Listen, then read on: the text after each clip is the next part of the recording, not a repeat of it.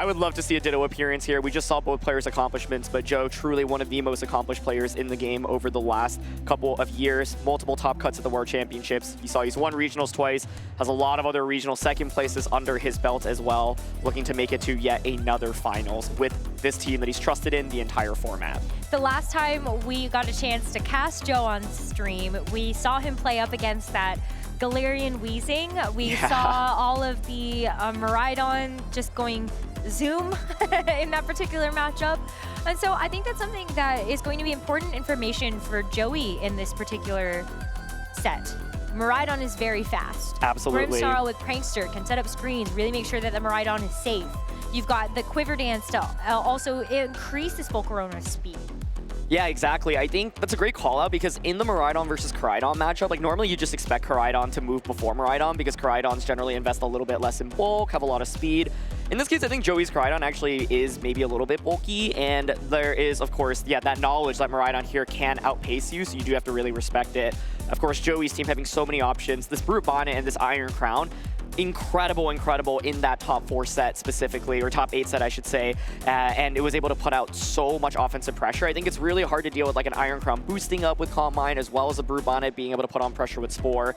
In this matchup, there's also that Indeedee, and I think you have to pay attention to it because Indeedee is able to set up that terrain and of course reverse the electric terrain from the opposing side, so it's a really big piece in potentially disrupting Miraidon's damage output. You've got Chiyu as well, which can of course deal damage. Not very good into Miraidon like before Terra, but if you force Terra out, hey, then you are able to click Overheat or Heat Wave into it. Of course, Flutter Mane, Koraidon, always a really oppressive lead combination from this team.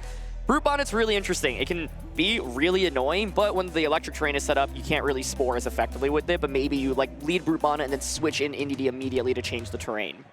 But that's something that I think Ugarte can potentially even think ahead for. You know, if I see the Brute Bonnet, either I can knock it out with offense, or maybe I can get that calculation correct that Joey's going to bring in the Indeedee. One way or another, I'm going to try to win out that particular trade. Let's get into our best of 3 match in this top 4, though, between Joey Woodring and Joseph Ugarte. Joey's going to have this Indeedee and the Flutter Mane, and for Joe, it is the Grimmsnarl and the Miraidon.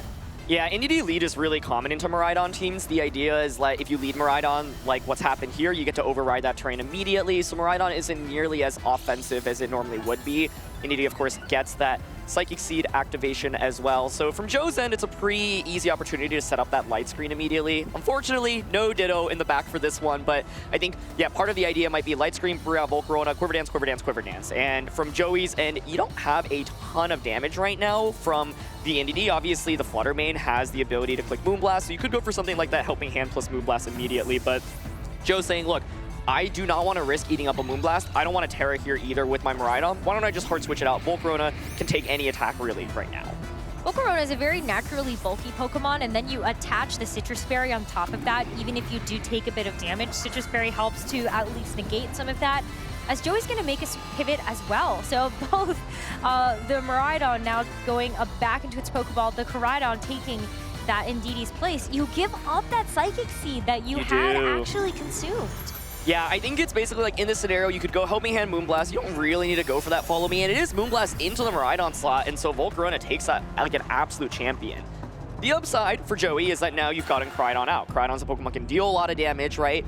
For Joe's end, though, you know, it's a really safe Reflect. There was no Moonblast in that Grimmsnarl slot, so the idea is, look, I'll get both of my screens up, and then I'll play the game from there. Joe right now does not have a lot of offense on the field. You can Fiery Dance into Flutter Mane, you can maybe Quiver Dance, but Quiver Dance feels a little bit greedy right now when Koraidon can just stare you down and, you know, pressure you with something like a Fire Terra Flare Blitz immediately. So Joe's like, look, your Flutter Mane, it's not going to be bulky, it's got that Focus Sash, so why don't I just break that Focus Sash to start right now? Not a bad call, but we are going to see a Terastallization committed from Joey, and it is going to go onto that Koraidon. That also makes a lot of sense, though, because, you know, you want to make sure that you also can't get burned, I think, by hitting the Volcarona. Yeah. So that would be a nice thing.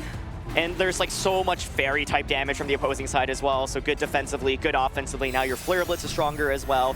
It could be Moonblast and like Flame Charge into Grimmsnarl here. And that, yeah, I think is like the other option because you're like, well, I expect Reflect to go up. It's actually going to be the Flame Charge into the Volcarona. And I think this is actually a really smart play because Grimmsnarl is one of these Pokemon that once it sets up its screens, like what is it actually really going to do? I can't actually even click Thunder Wave with Grimmsnarl because Psychic Terrain is up, so it blocks that Prankster move. And then so it's like, okay, cool. Like if I knock out Grim, you get a free switch in. If I ignore it, now you're stuck on the field for one turn where it doesn't really accomplish that much. Yeah, the only other thing you have is Foul Play, which I suppose is going to be pretty nice into like the Koraidon, the physical attacker on Joey's team. But what else? I mean, Group on it isn't going to be taking too much from that. And so, yeah, I think it would be nice if Joe is able to get this Grimmsnarl off the field, but it's tough because you can't manually switch it out either. Something that comes into that slot is going to be taking a ton of damage. Exactly. So this is the response. Joe is like, look, I know my Grimmsnarl is not going to do anything, basically, if the Psychic Terrain is up, so why don't I just get rid of that Psychic Terrain? This actually allows me to get one more valuable move off with that Grimmsnarl. My Volcarona hasn't been boosted anyway, so why don't I try to paralyze the Koraidon? But Thunder Wave is going to miss! Oh, crucially stopping that speed control. That 10% chance plays out huge, and that means the Koraidon will be speedy for the remainder of the game. Would have been so nice to be able to actually neutralize that Koraidon speed, but this is where that one Flame Charge can really pay off. Flare Blitz into the Miraidon in the sun. Still going to be able to do about 50% to it, but now what? Yes, you can bring in the Indeedee. Yes, it's going to be able to change the terrain, but this Miraidon is very unhealthy, as is that Volcarona. Yeah, that's a ton of damage, and the main thing here is speed, right? Because you don't get that Thunder Wave off, so now Flutter and Koraidon, both of these have the ability to protect in front of this fake out pressure. Like you called out, you can also switch into the Indeedee as well, and so it's a really disastrous miss there because now you have to deal with the fact that Koraidon's boosted its speed, right? Flutter Mane is fast as well, so even though we know this Miraidon is really speedy, it is going to be slower right now, and that puts Joe in such a tough spot. Also means that you just eat so much damage from that Flare Blitz as well. Yes, Reflect is up, but this Miraidon is not really bulky. Look at that HP stat naturally, right? And so I think Joe's in a really tough spot right now, and Joey has the ability to, I think you can just like protect with your Pokemon. You can protect with Koraidon, even attack with Flutter Mane, get the Indeedee in for free, but I think Joey is in a really good spot right now. And I like the double protect anyway because I feel like that's always been such a safe play for a lot of our competitors to go for when you know that this Miraidon has the choice specs. You get a chance to scout out what it's going to lock into. And now that you see that Terra Fairy committed as well, I feel like you can always expect that something like a Dazzling Gleam could come out here. So it's going to be a protect for the Flutter Mane and Koraidon to follow suit. Yeah, so the safe double protect play we were talking about, let's see what Miraidon locks itself into. This puts Miraidon in a really tough spot now, right? Because now you've given up your resistance to fire type damage, so Joey can just launch Flare Blitz into that slot this next turn.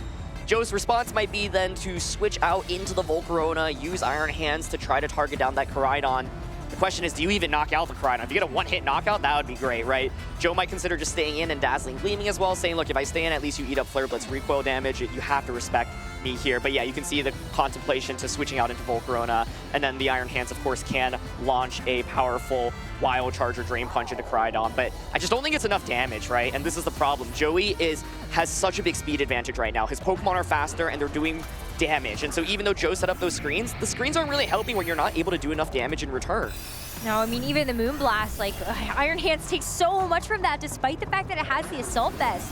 And with this Koraidon going for another Flare Blitz, yeah, Volcarona is going to be taking it, but it doesn't at all, actually, just gets knocked out.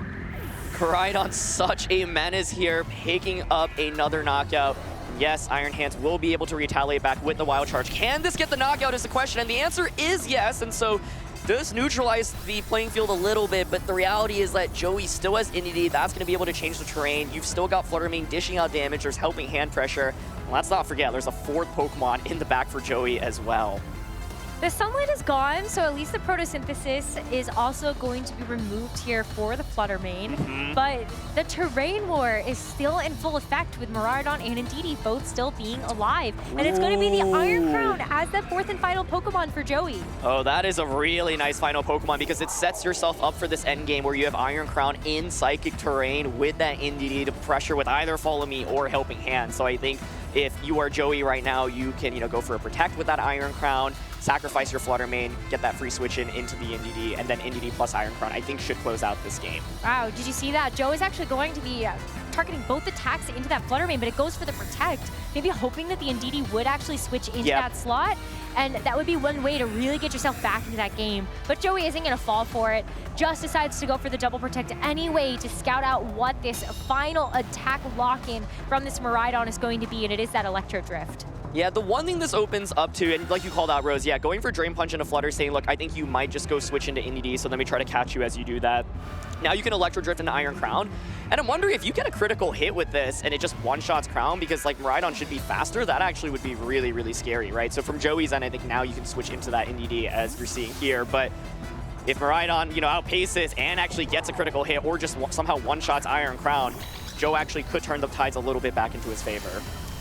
Well, the Psychic Surge first from the Indeedee. There's no more Psychic Seed for it to consume, and the Quark Drive is going to actually wear off from this Iron Hands. But good thing that the Booster Energy is going to be the held item of choice for this Iron Crown so that it can actually get that back. But the Electro Drift, it doesn't have terrain on its side, but it's still a very powerful move, and it's so going close. to barely just get enough damage down onto that Iron Crown. But before we see this expanding force, Miraidon and Iron Hands, look at that. Miraidon barely hangs up, but the Iron Hands gets knocked out to that. Yeah, I was just like, okay, I think this should survive.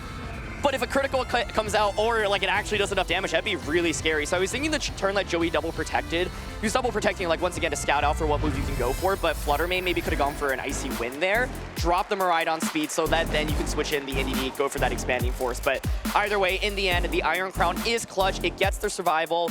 We did, of course, crucially see that Thunder Wave miss in the beginning of the game onto Koraidon, which meant like Koraidon could just outpace really consistently. And so, you know, I like what Joe was going for. Volcarona feels a little bit awkward to bring in this one. Like, yes, it gets a little bit of damage off. It's really good if you can have it into Iron Crown maybe in the late game, but Volk just went down so early. But crucial Thunder Wave miss, and I wonder if Joe contemplates weaving in Ditto somehow in this one. I feel like Ditto would be so fun to be able to copy Koraidon, use the sun itself. Yeah.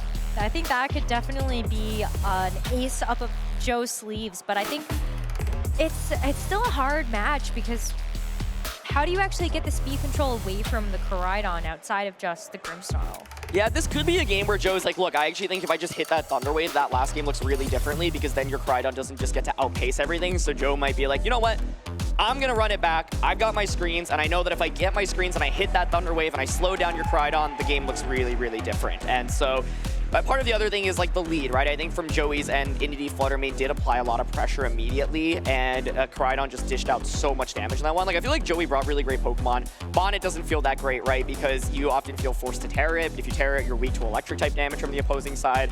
And like Chi-Yu just isn't that great unless you have like forced to tear out from the Miraidon. So I think it makes a lot of sense for both players, honestly, to just go with the same 4 Pokemon. You have to have a pretty good reason to deviate, and I think Ditto would be really cool, but Joe might just feel comfortable enough sticking with the same. But new lead here. Yeah, for Joey. He's actually going to lead with his Iron Crown and Indeedee right away as Joe decides to run back the leads from game number 1. I think this is a great lead by Joey, right? Because first of all, once again, you get the terrain control, but I think Iron Crown's even scarier than Flutter Mane, right? You pressure with Hacky and Cutter here immediately. You could Expanding Force, but of course Grimmsnarl is immune to it. So Grimmsnarl here, once again, safe to just go for a Light Screen immediately. You could just go Volt Switch Light Screen turn 1.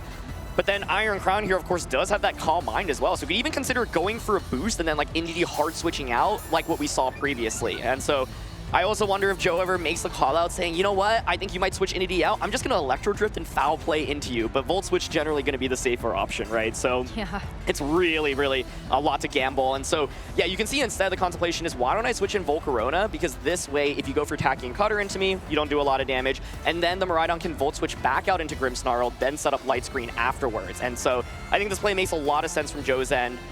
And the question then is, what is the Iron Crown going for? Is it just damage? Because if so, Volk is going to soak it up pretty well. But if it's going to be that Calm Mind, it can get scary really quickly. And especially when Indeedee is going to be on the field next to it to support it. Like, still has that follow me pressure. You also have Helping Hand if you really wanted to make sure that you're going to be doing a lot of damage. And that's actually what Joey's going to go for right off the bat. So there is going to be an increase to the damage from this Iron Crown, but that Volt Switch already takes it to about half of its HP. Yeah, and if it's Grimmsnarl coming back out then, and you're going for Tacky and Cutter, this is a brilliant turn 1 play by Joe. I love the way he's positioned this. So let's see, it could be an Expanding Force, right? Might not be that Hacky and Cutter. And it is Expanding Force. Okay, so I would guess this knocks out the Volcarona. Let's see. It is going to be just a 1-hit knockout there. And kind of unfortunate, because I think that the Volcarona is pretty well positioned in this particular matchup if you can get some type of boost. But even in that game number 1, we saw that Volcarona struggle to find that correct positioning to actually go for a Fiery Dance or a just a Quiver Dance that would stick. Yeah, this is now really interesting. Like, you get your guaranteed light screen up, you have terrain control, right? So from Joey's end, it's like, do I switch out my Entity? If so, like, who is the switch in to eat up an Electro Drift, right? Fluttermane's got that Focus Sash. If you actually brought Brute Bonnet, that can tank it as well. You ideally, I think, want to vie for that terrain control. And then the other question is, we saw the Electro Drift target, right? So, okay, Entity's like, you know what? I'll just follow me. You can knock me out, but then my Iron Crown will get a Tachyon Cutter off into your Grimmsnarl. Not before we're going to see the light screen, though. So at least that's going to be one way that this Miraidon can get preserved for the later parts of this game. But you've locked into Electro Drift with your Ndidi going... Oh my goodness, it survives! Wow, that's a huge survival here. Because I was going to say, it would be very nice if we actually ended up seeing the Miraidon actually be able to keep this terrain control. But now the fact that Joey actually still has this Ndidi alive, you could switch it out for later, give the terrain back, take away the terrain control from the Miraidon. Huge survival on the Grimmsnarl, though, too. Yeah, I think it could just be another follow me Tachyon Cutter. You say, you know what, I knock out your Grimmsnarl, and now you're stuck on the field with Miraidon locked into Electro Drift. You know what resists Electro Drift? I've got Koraidon waiting in the back, so agreed. Like, I think Entity could switch out here if there's a good switch option. Could also see Joey just sacrificing it, saying, look, Entity, you've done a great job. If Entity faints there, then it means Electro Drift outspeeds and can knock out Iron Crown the next turn. And so, yeah, like, Joe might go down 2 Pokemon really, really quickly in this matchup, but that Psychic Seed playing such a pivotal role, allowing Entity to get a little bit of survival. And yeah, Joey's like, you know what? Entity is on its last legs. I will take it. Thank you for your sacrifice. Let's just trade here. Grimmsnarl does get a chance to actually get that Reflect back up and running, and if it is able to stick around for the next turn, then maybe it has a chance to try to run back that Thunder Wave into the Koraidon. But for now, it is going to be Ndidi saying, see you later, maybe even see you in the next set, who knows? As we do have the Iron Crown just go for the Expanding Force. It's single target into the Miraidon. That actually does mean that the Grimmsnarl is still alive for this next turn. Yeah, so I think Joey being like, you know, I can knock out your Grimmsnarl for sure here, but this is what we were talking about earlier. It's like, okay, what is your Grimmsnarl really going to do? Like you said, Rose, Thunder Wave is now on the table. There's no Psychic Terrain, so you can finally slow something down. Fluttermane makes a lot of sense here, and you can see that Fairy Terra hover as well. So in my head, I was like, yeah, if you get the free knockout on a Grimmsnarl, it's like, then it's Miraidon plus Iron Hands into Flutter, plus, you know, Koraidon plus Iron Crown. So now you at least have the Thunder Wave ability to slow something down, right? That's a big deal. Joe, though, really is still leaning into this Miraidon. This Miraidon has to do a lot right now. And with Light Screen up, Fluttermane is actually not applying that much pressure. What Joey might want to do is like knock out Grimmsnarl, get an Icy Wind off against that Miraidon so that your Koraidon can just come out and win the game. The thing is, though, too, is like this Fluttermane, even if we see the Koraidon come in, like it is going to get a speed boost to its photosynthesis. And I also wonder how much trouble is Joe in if he misses a Thunder Wave. I mean, it would be like game defining. Are you kidding me? Another Thunder Wave just as we're talking about it. It's going to be Icy Wind coming out. I mean, if this is Tachyon Cutter into the Miraidon, that's just game over. But Joe, the 1% chance. It's going to be Expanding Force. Okay, so Joe's at least still in it for a little bit longer, but Miraidon here now so low, down to its last life as Electro Drift comes out. But we talked about it, you know, with Thunder Wave miss, what if it happens? And it happened. I feel like I spoke that into existence, and I am so sorry. But we are going to see Joey down to his final 2 Pokemon here as the Iron Crown does get knocked out and Koraidon comes in to take its place. Not really a huge surprise to be able to see Koraidon as that final Pokemon for Joey. But here's that photosynthesis boost to give it over to the speed. So it would have been really important to hit that Thunder Wave. You can still hit it again, but now it's tough. Like, you have to pick and choose. What is going to be the worst target for you? The Flutter or the Koraidon? Yeah, totally. I think Joe's like, look, I think the only way I can actually win this is if I paralyze both of your Pokemon and you get, like, infinitely fully paralyzed. Because I think, like, right now, from Joey's perspective, he might be thinking, well, I think you're going to click Thunder Wave, right? So I am going to try to basically bait the damage into Miraidon, try to paralyze something, and then hope for full paras from there. Like, if you double up into this slot, it means Grimmsnarl will be able to get another Thunder Wave off, and that's why I was saying maybe you eliminate the Grimmsnarl earlier, get rid of the threat of Thunder Wave. Instead, Grim will at least be able to potentially get another Thunder Wave off right now, but it's still really, really, really tough for Joe to come back. And Joey still has Terastallization at his disposal. So seeing that Koraidon take the Terra once again, that's going to be the Fire Terra type to even boost up further the Flare Blitz or the Flame Charge or anything else. And so the Thunder Wave actually does connect this time around onto the Fluttermane. We should have expected that at some point. But does this Fluttermane actually become fully paralyzed for this turn. Koraidon gets to move first. Flame Charge now into the Iron Hands is still going to do a good amount of damage. More critically though, this Koraidon speed is going to get increased as the Grimmsnarl gets finished off. Fluttermane does not get fully paralyzed and does not fall for those tactics. So Joe also going to have just the Miraidon and the Iron Hands left. Yeah, I think that really should be the game one for Joey, because now you have to face off a faster Koraidon. It got that speed boost, and that'll be able to just eliminate the Miraidon. Iron Hands can like one-shot the Koraidon, maybe, but it's like, yeah, I think here you maybe double up onto the Fluttermane slot, expecting Koraidon to protect, right? You don't want to eat up a fake out. Yeah, so this is the right play, but you need to at least get the full para on the Fluttermane. If no full para happens, then that should just be game over on the spot. But let's see, Electro Drift to start. That will bring Fluttermane down to 1 HP. So the Focus Sash now getting activated, but it does come down to whether or not this Fluttermane actually gets a chance to move. And Joe does have that piece of luck go his way. So with the Iron Hands being able to land that Wild Charge, not only do you not take too much recoil because it was just down to that 1 HP, but now it is just that Koraidon left, and all of a sudden Joe is back in this game. Yeah, Electric Terrain now does disappear. So the thing is, Iron Hands, it's not going to be able to one-shot Miraidon or Koraidon. Koraidon will outspeed, so you can knock out the Miraidon for sure. It's a 1v1, and I still think the Koraidon pulls it off, but we'll see. Flame Charge here should knock out Miraidon. Iron Hands, of course, will be able to do out some decent damage, but with Electric Terrain expiring, is it enough? Can Iron Hands win a 1v1 against Koraidon right now?